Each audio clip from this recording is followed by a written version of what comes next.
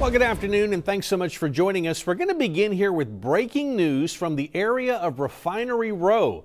A gas pipeline fire caused a massive emergency response that led to shelter-in-place orders and even shut down parts of I-37. Now, we have team coverage on this fire. We're going to begin with Greg Chandler, who's live at the scene at I-37 and Buddy Lawrence. Greg? Well, Mike, the good news is, from as far as we can tell, the vantage point that we have, the flames are out. The large fire was extinguished earlier.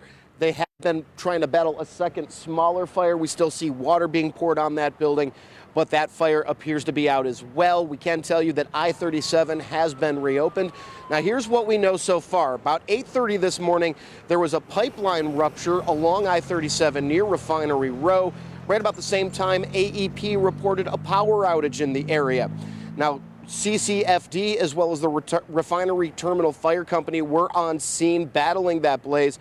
CCISD advised 3 schools, Miller High School, Driscoll Middle School, and Oak Park Elementary, to shelter in place. About the same time, the Corpus Christi Police advised residents in the area to shelter in place as well.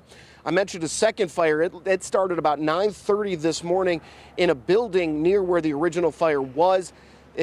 I was told through a source that it was a small structure. We haven't heard who owns that structure yet.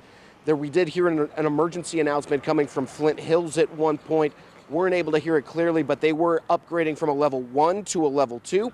Now, as far as the pipeline goes, we don't know officially who it belongs to, though a source told me it does not belong to Citgo, even though the Citgo refinery is right there.